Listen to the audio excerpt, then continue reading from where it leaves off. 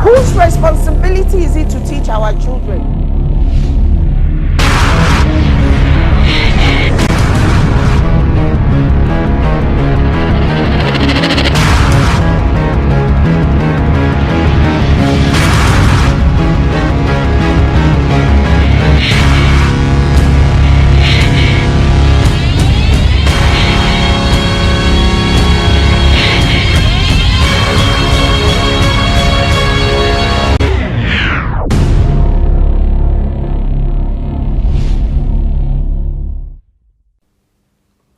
Hello, welcome to today's broadcast. You are with me, Funke, on Let's Be Real. And today I have a beloved sister, a very dear friend of the ministry. And she's here with us today to enlighten us on certain areas of our life that I believe that we need enlightenment on. She's known as, she's a lady of many titles. She's going to start smiling very soon. She's, you know, like I said, she's well loved, and she comes with a lot of titles. One that I popularly, or you know, very easily call her is the consultant. She is a consultant in her profession. She's consultant to Jew, and she's also a worshipper. And watch this space, because very soon you will be seeing her as one of the ministers of the Federal Republic of Nigeria. And it shall come to pass in the name of Jesus. You are welcome to the program. Thank you very much. It's a privilege and an opportunity for me to sit down with you and to actually hear about your profession. You know, I've talked to you so many times about your profession. I've called you sometimes for advice on your profession. And I believe that whatever the Lord has deposited in anybody, it shouldn't just be for you or for a certain set of people. I believe it's available to as many people as will, you know, open their doors to you. And I believe that the media has opened the opportunity. And so I believe that we are all honored, and you are going to enlighten us on our health. I will try. Because I know that's your profession. So if you just want to start by telling the people watching us right now what it is that you do, what your profession is, and then we can just start from there. Thank you very much. You're welcome. My name is Uju Okeke, and forget the consultant thing. Please do not forget. Do not forget. I currently work in public health for Norfolk County Council, and my job involves looking after the health of the population as opposed to the health of an individual, as with when you're working in clinical practice. And so that means that we do things like encouraging people to live healthier lifestyles, doing more exercise, eating better, not drinking too much alcohol, don't smoke, so if you smoke, stop smoking, and basically things, general advice to kind of support your well-being, both physically and mentally. In summary, that's really what I do. Excellent. Well, you're still going to shed more light, you know, because you've mentioned on some topics there, like smoking. A lot of people smoke, drinking, obviously, and I know that this is actually costing the government a lot of money, you know, because people are developing things like cancer from smoking, and obviously, exactly. And there's also the things that you said about the drinks as well. Drinks has this liver diseases and stuff as a result of exactly. that. Yes. So I'm encouraging you. I'm hoping that from here you'll be able to bring this across, not only just from the community, but also into the Christian community as well. So generally, what would you say to us? Because you know, at least if you don't know everybody, you know a few people in your church or in the body of Christ. And what is it that we need to do that we're not doing at the moment as Christians, from your profession point of view? Okay, thank you for that question, Auntie Funke. I think the issue here is that a lot of times in Christianity, we tend to be very, for want of a better word, spiritual about things. And we think that, oh, as long as I read my Bible and I pray and, you know, do all the things I should do in the Bible, then that's fine. But actually, we also need to look after our body. The Bible tells us that our body is the temple of the Holy Spirit. That's right. And therefore, if God has classified us as that, then he would only expect that we would clean and take care of his body, just the same way as we come to church, and after church we clean the church, making sure it looks nice.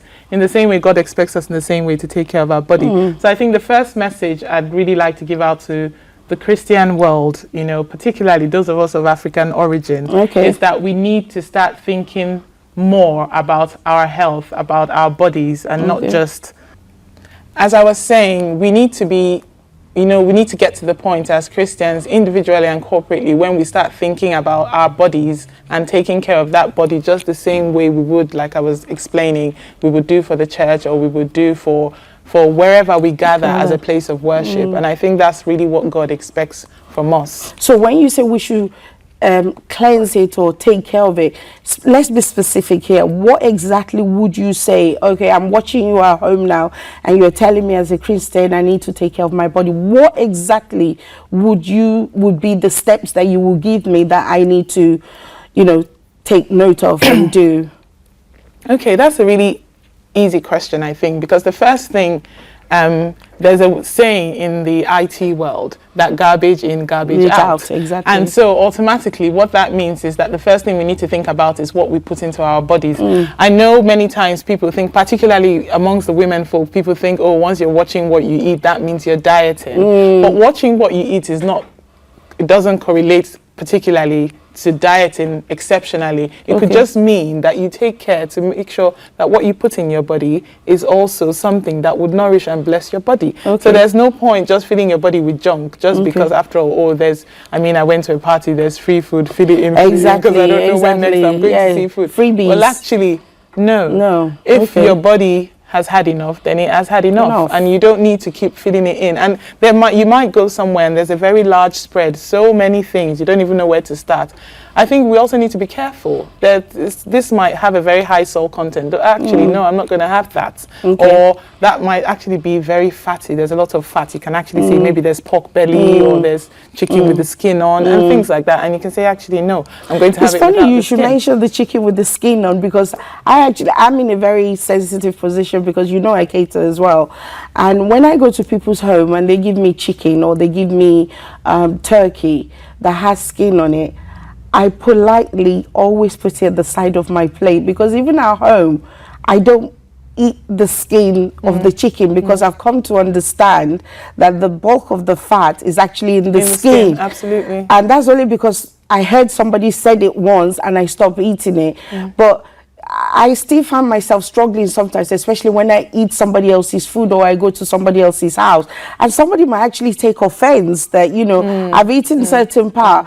But I think what you're saying, this is where bulk of what you're saying actually comes in. I've got to consider myself. Absolutely. You know, and I think sometimes when I have relationship with those people, I actually do say to them, please don't be annoyed, but I don't eat. It's a lovely meal, it's lovely food, but I just don't eat the skin of chicken, you know. And some people will actually say to me, why don't you, you know, and I explain to them because it has the fat.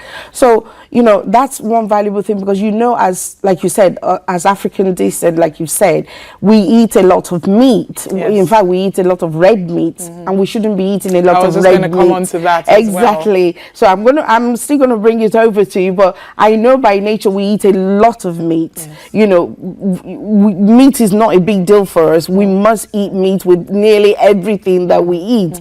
And nobody has ever taught us when we're growing up, before even we became married women, that, you know, white meat, white cell meat is actually better than the red one. So these are the joy that makes, you know, I have with sitting down with you, that as a professional, you can actually educate and enlighten other people in Christendom that, yes, we need to take care of this temple, like you rightfully said, is the temple of God, and we need to take care of it, because although we are spirit being, but our spirit resides within this shell, which is the body, which is the temple. And we also need, as we nourish our spirit, we also need to nourish our body and look after the body itself. So I would, you know, hand the rein over back to you, and you can now start telling us about why we need to eat the red, not eat the red meat, but please explain for us. As a meat lover, I think I'm a bit more temperate when I talk about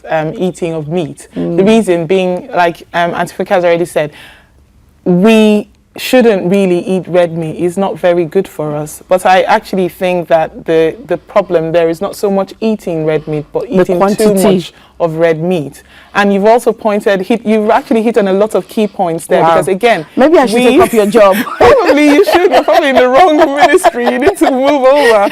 Anyway, because a lot of times we eat a lot of meat, and it's almost like every meal has to go with some meat in it. But it doesn't have to be that way. Sometimes we don't have to have meat all the time. Maybe you had breakfast with, I don't know, something, and then in the afternoon you have our curry and soup or something with meat in it, obviously. And then in the night, maybe you can have some vegetables, maybe some salad or something, just to kind of move things around and just not There's a proverb in my language that only goat eats leaves, so we hardly eat leaves. But then again, I mean, before we just went online, we were talking about beans, isn't it? That's and right. That being one of the only things that we've been taught about. But then it's not about. green beans, is it? No. It's black-eyed beans. But even so, you can have that without meat, can't you? So that you could put proteins in your... And I mean, the Indians have a lot of legumes, what we call legumes, which is where the beans come in, the peas come in, the dal and all of that. And actually chickpeas, all of that they're very, very tasty when you have them as meals. And you can make, as you always tease me, soup out of them. You see, I think it's an habit we need to cultivate. Yes. It's something that people like you need to educate us and encourage us more to do, because we're those kind of people that we're stuck in our ways. My mom did it, my grandma did it, so obviously I'm doing it. We need to come to the realization that things are changing. We need to be more healthy. We need to be more conscious of what it is that we're putting on the inside of our body, because it does have effect. It does have consequences. You know, I know obesity is on the increase. Exactly. It's really so, on the increase, and we eat a lot of carbohydrate as Christians. You know, I'm not like as Christians, but as Africans, a lot of our diet is carbohydrate. So obviously, that's why I believe that, you know, whatever information you can give us today. I know I struggle to give my children vegetables, you know, but nowadays I think we're improving, because what I have actually done personally is I enjoy eating sweet corn, carrot and broccoli and cauliflower. Now, the smell of cauliflower, not everybody likes it. Exactly. True. But sometimes what I just do is I'll get like sweet corn, I'll get the broccoli, and I'll get maybe carrot or the cauliflower, and I'll steam it. I don't boil. I steam it in the microwave, and I'll bring it out. But what I tend to do is I do a large quantity that I can't finish. I notice as soon as I've done it and I brought it out, they start sticking their hand in to eat it.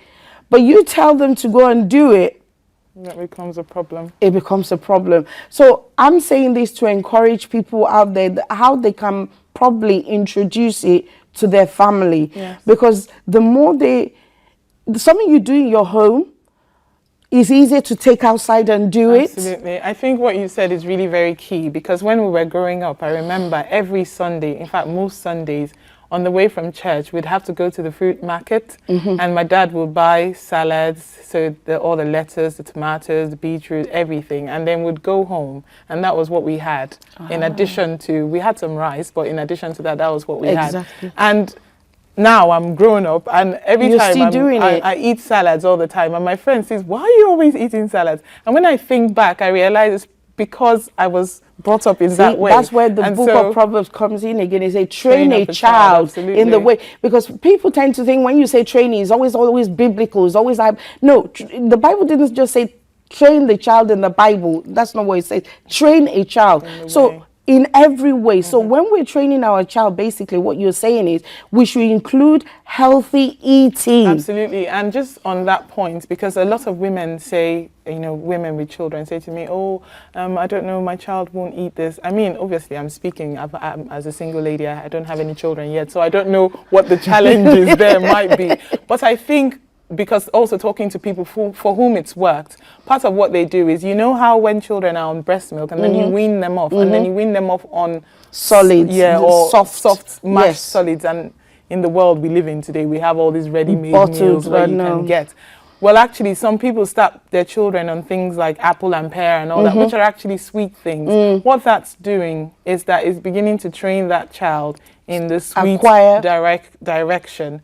There's also the bottled ones that have cauliflower, broccoli, vegetables, and I would really recommend that should be what we should be doing, because automatically that child is getting used to that taste, and so anything that is not that taste they don't want. If you start them on sweets, what it means automatically is they're more likely to keep going that way. But if you start them on more healthy things, you know, with bland natural taste, they're more likely to go in that way. And so when you come to things like issues around hyperactivity with children with too much sugar, you won't have those kind of issues, because again, those children have been trained in that way. This isn't 100% watertight, but it's more likely. Yeah, I mean, it's a higher percentage. It's not like it's 10 or 20. It's quite in the high percentage. It's higher, absolutely. It's good you should talk about the, you know, hyperactive child and the sugar content, because again, you know, earlier on today, I saw you and I was saying, who gave this child a sweet? Yes. You know, those are the part of things that I think we need to learn. Oh, this child is crying, let me give them this.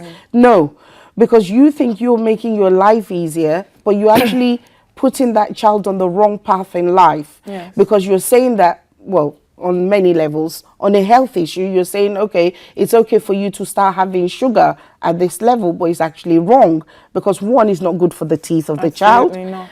And health-wise, is not good for that child, because that child is also, you know, I think I might be wrong here, when you think of psychological impact as well, because the child will associate that, okay, every time you get a sweet. Absolutely. See, these are kind of the all sorts of training that we need to be careful with when we're actually bringing up our children. Now, why have I brought this up? Because I noticed that a lot of our children have been given carbohydrate drinks that have very high sugar content. Can I just stop you on that, Auntie Funke? Because I think it is a it's an issue very dear to my heart. Because I find the food industry is a very strong industry. They're very powerful, they have a lot of money, and they will market to death. Okay? So we need to be very, very careful and very, very, very smart about what we actually give our children that is termed good for children. I give you an example, and probably the people who make it are going to shoot me down. Fruit shoots. The day I just took a sip of a bottle of fruit shoot, I nearly collapsed. It was so sweet. And you go to parties and that's what they give to children. And you're thinking, what? I know it's not fizzy, but how can it be possible that such a little bottle has so much sugar? I'm sure, I didn't look, but I'm sure it isn't sweetener, because again, it raises the question, children should not really be exposed to sweeteners. Because that's what I want to say, because you now have the version that says no sugar, but you can taste the aftertaste of some sort of artificial sweetener so then inside. It makes you wonder, what are these children actually putting in their bodies? And I was thinking, oh my God, no, these things actually need to be halved and then diluted before giving to the children, because it was so, honestly, it was so sweet. And I said, no, this is not right. Yes, it's written fruit shoot for children. So what am I just trying to say? We as parents really have a lot of responsibility, not just, like you said, not because, yes, the Bible says, train up a child. It's not just biblical. It's not just biblical. We need to do it practically. We need to be careful. Taste some of these things you're actually giving to your children to see what. Read the content. Try and find out what exactly. I think the reading is the killing part. I think the reading is what people have. You know, I dash into the supermarket and I've literally got, what, how many minutes? I want to go in there and I'm not going to stand there and start looking, you know, does this have the right sugar? Does this not have the right sugar? I you know, from a mother's perspective, really. And the sad part, again, like you said, the industry is a very powerful industry, is that the ones that actually know are healthy and good, they're very expensive. Yeah. And for instance, I know that the pure juice is only of recent, I think, as a household, we discovered that there's a difference between concentrate and pure juice. A lot of us are buying concentrate, which is loaded with sugar, that is wrong for us. In fact, I was actually listening to a man of God very recently, and he was actually explaining why a lot of Jewish people are very intelligent. In fact, sugar was one of the things. They don't eat sugar. They remove sugar, because apparently when we eat sugar, it boosts us up and we have this surge of energy, and then suddenly we'll come, what? Collapse. Exactly. And that's why those energy drinks are not good. So we need to understand that there's a difference between having the concentrate and the pure juice. The pure juice is good. So we can give them the pure juice because it doesn't have sugar. And if it does, it It's has a natural very, sugars exactly. in the So fruit. that's, you see, you are teaching us a lot already. We cannot cover everything in this one city. No. So you need to come to my village and we need to continue this. So obviously, I don't know how far we've gone. So let's recap before we go further. I know there's a lot you're going to share with us. I was just and going then to say something you were about, afraid that you don't have anything and I'm to sitting say. here thinking, oh my God, I'm bursting to say stuff. Yeah. Exactly.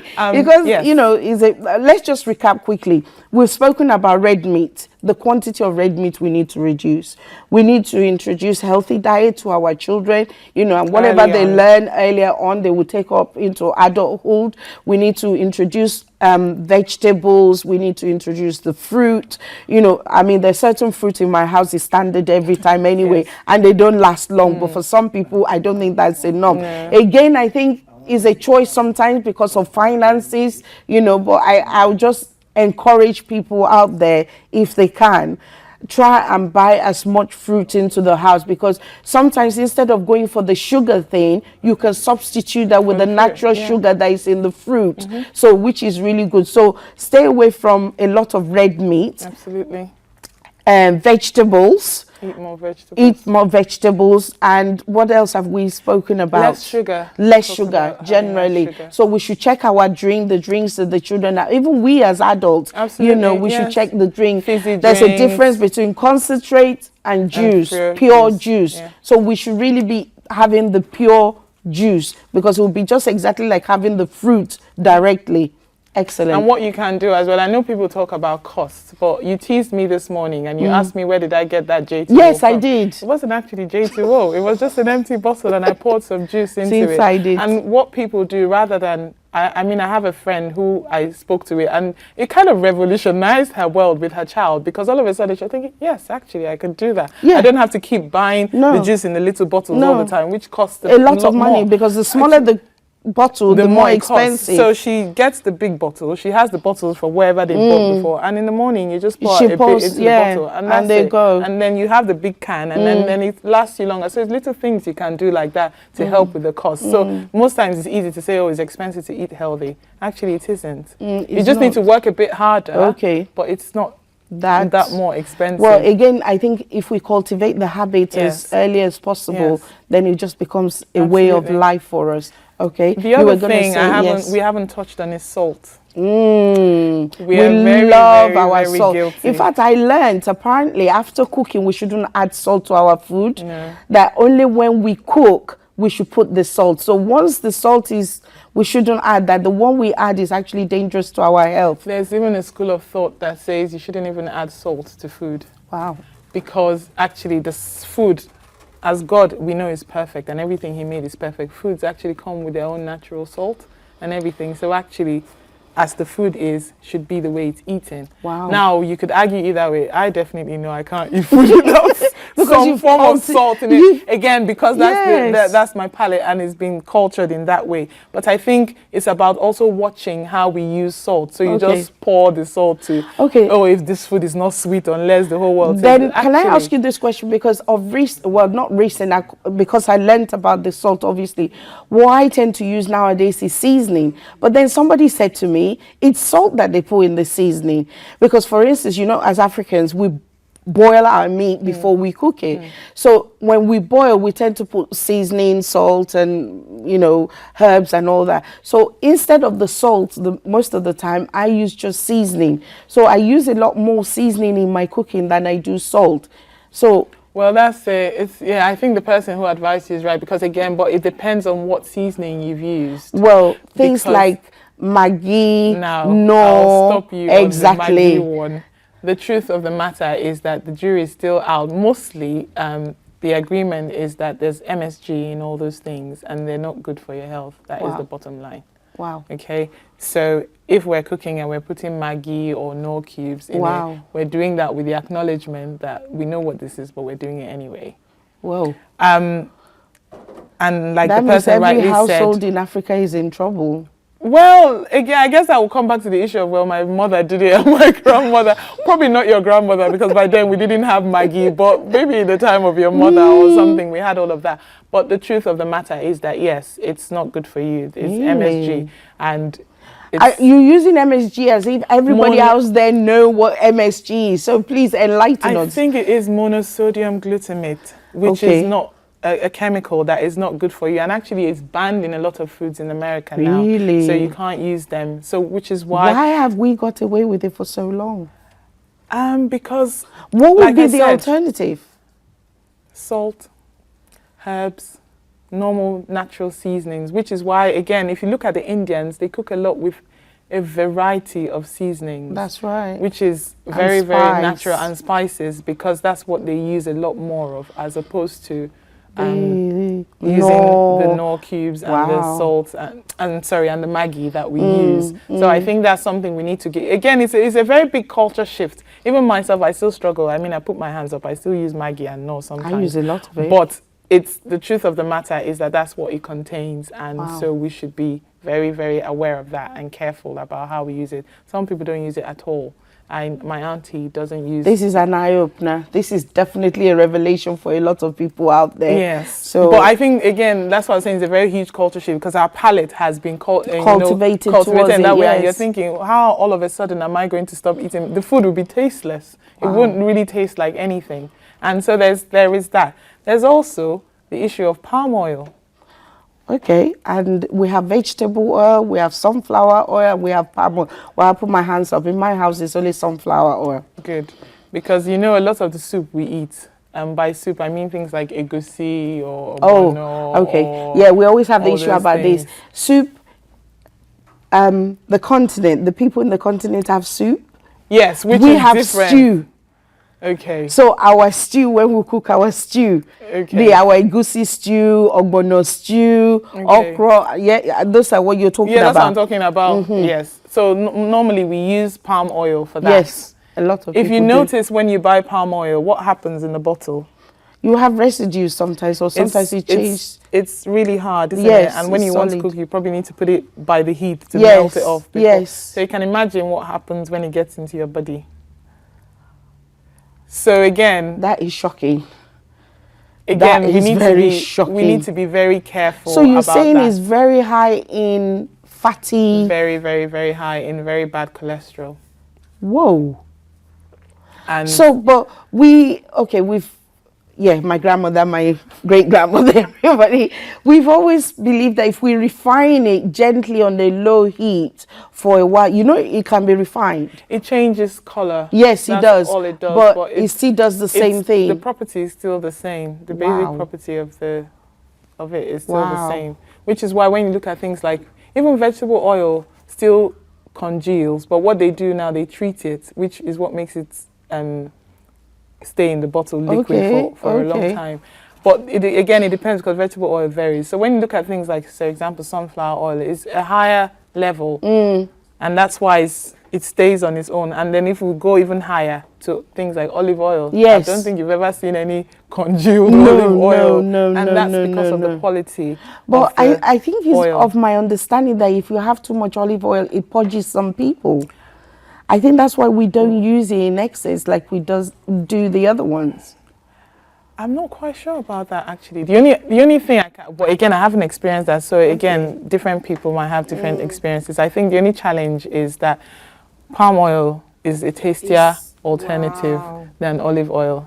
Wow. But I think it's about being clever about how we play with it. I have an auntie who doesn't cook with palm oil. And I said, so how do you make your stew, as you say, red? Yes. And she says, well, I use red pepper, bell peppers. Okay, to redden it, to bring out the redness, okay. And if she didn't say to you that there's no palm oil in this soup, you wouldn't know. Really? But she must use some sort of... So she uses olive oil to cook. Okay. I think she also uses sunflower, I'm not quite sure. So either of those. Mostly sunflower. And then she cooks with so she just comes out with egusi. Okay. But you think, this is really nice and tasty. But if she didn't tell you that there's no palm oil in it, you wouldn't know. Wow. So it's just A lot of things, it's things. information. And I know it's very difficult, especially when people have been in a certain way. I mean, I'm talking here, I'm still guilty. I use palm oil because I'm like, what? Just use it. But I think we just need to start kind of gradually making that culture shift to think about, okay, this is what we love. These are the foods we love. Not saying stop eating them. How can we make them better? Okay. Yeah. So we can't eradicate them all totally, but at least we can minimize the amount that we take into our body. Wow. I think the palm oil is a revelation. Personally, I don't use it. And you know why I don't use it? No. Because of what you just said. Because I've still got a huge bottle in my garage that somebody gave me. It sticks together, and every time I want to use it, I You're trying to struggle to put it out, I take a little bit and then I put it back, and I haven't Too got much the hassle. energy to start doing that. So I've just got it sitting in the garage, you know, there. So obviously that is a revelation for a lot of people. So, you know, everything in moderation, that's what we're saying I think here. so, yes. We're not saying chuck away your Maggi, we're not saying chuck away your palm oil, we're not saying don't do this, don't do that. But what we're saying here, everything in moderation. Even the Bible says too much of anything is not good for you. So we should watch out. There's only one aspect we haven't spoken about, and I think I'm going to reserve that for another time because we've, you know, spent a lot of extensively time on here, and that's exercise. Yes. Because I know it's part of your discipline as well. So I'm really grateful for the honor and the privilege. The honor is all mine. Whose responsibility is it to teach our children?